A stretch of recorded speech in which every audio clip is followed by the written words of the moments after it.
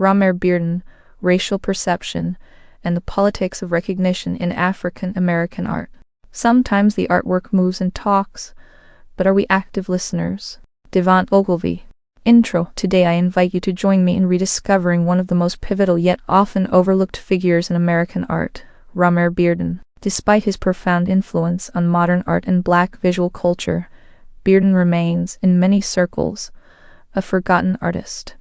This presentation asks a central question: how has institutional gatekeeping shaped who becomes canonized in American art history? Through this exploration, I aim to show why Bearden's legacy still matters, not only for understanding Black artistic expression, but also for shaping how we access and experience art in the digital age. Why Bearden's story matters when we scroll through today's media algorithms. What we often see are harmful stereotypes and exaggerated portrayals of Black life. Rarely do we encounter the everyday normalcy of Black experiences: joy, faith, family, community, the same qualities that Bearden celebrated through his art. His work reminds us that representation matters, especially when it can help a fragmented people reconnect with their shared humanity. Historical context: the making of a modern griot. Romare Bearden was born in Charlotte, North Carolina in 1911, and moved to New York City as a child during the Great Migration, a period when millions of African Americans left the South seeking opportunity and self-determination. Bearden's lifetime intersected with monumental moments. These include Jim Crow segregation, the Harlem Renaissance, World War II, and the Civil Rights Movement. Each of these forces shaped both his worldview and his art. As Bearden matured artistically, he came to embody what I learned are the three ingredients of a Renaissance. First, artists, a community of Black creators using innate creativity as resistance and expression. Second, a guiding ideology, ideas like Alain Locke's New Negro philosophy of self-definition and pride. And third, patrons, those willing to value and share Black art. By the 1940s, these ingredients converged, and Bearden's first exhibition in 1940 marked the beginning of a groundbreaking career. Bearden's artistic evolution. Influenced by social realism, jazz, and European modernists such as Stuart Davis and George Grosz, Bearden forged a visual language that merged abstraction, rhythm, and narrative. He famously said, "Art is not only what you see but what you can make others see." In the 1960s and 70s, his style matured into a collage-based storytelling technique that visually echoed the improvisation of jazz. Analysis: the visual language of everyday Black life. Let's consider four key works that trace Bearden's evolution from intimate collage to monumental expression. 1. The Baptism, 1964. Then 2. Young Students, 1964. Next is 3rd. Mother and Child, 1971. And 4th. Carolina Shout, 1974. Originally modest in size, these collages were later enlarged into monumental projections. Blackhand, white photographic blow-ups 6 to 8 feet tall. Across them all, we see recurring motifs of community, spirituality, and joy, a celebration of Black life rendered through color, movement, and emotion. Personally, works like Young Students evoke memories of school days and youthful energy, while The Baptism resonates with my Pentecostal roots and collective faith traditions.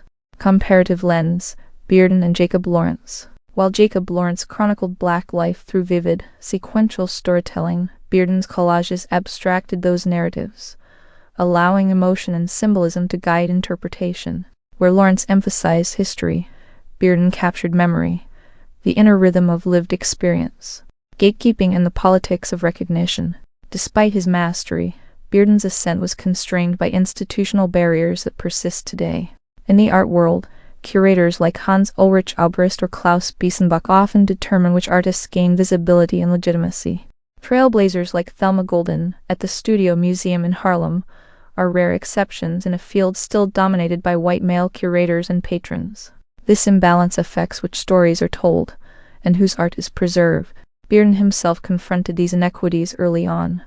In 1934, he criticized the Harlem Foundation, one of the first major supporters of Black artists, for coddling them and lowering artistic standards through racial paternalism. We must ask ourselves, why do we know Basquiat? I think that Basquiat's proximity and intimate relationship with Andy Warhol helped to legitimize and spread Basquiat's message to a majority white audience that might have been otherwise interested. If you ask most people today to name their favorite Black artist that is not a musician, most people may get stuck at Basquiat, and this very problematic. So we must also ask ourselves, did such institutions offer genuine opportunity, or did they impose limiting, racialized narratives about what black art should look like? Modern consumption and digital rediscovery. Fast forward to today. How do we consume black art in the digital age? Social media platforms and art markets often reward spectacle and trendiness over substance. Take contemporary artist Lon, for example, whose playful, distorted figures draw attention, but often recycle racist tropes for a mostly white audience. This raises a critical question. Are audiences laughing with us or at us? Meanwhile, exhibitions like Art Basel Miami Beach, 2018, have begun to recontextualize Bearden's work for new generations, expanding his reach beyond traditional museum spaces. And organizations like the Romare Bearden Foundation, founded in 1990 by his wife Nanette, continue to preserve and promote his legacy. I encourage everyone to visit beardenfoundation.org. Conclusion. Listening to the loud colors. Let us return to our guiding question. Are we active listeners? Bearden's legacy teaches us 3 essential lessons about access and authenticity in art today. 1. Institutional acceptance still determines visibility. 2. Authenticity remains vital. Art must resonate with its cultural roots. And 3. Accessibility is the final frontier. Digital archives and virtual galleries can bridge this gap. Romare Bearden's projections did more than enlarge images. They enlarged black experiences, both metaphorically and physically. As we move into a digital future, may we continue to amplify those experiences, ensuring that Bearden's vision of everyday black life remains vibrant, accessible, and ever-evolving. Thank you, Nanette. Listening to the collage.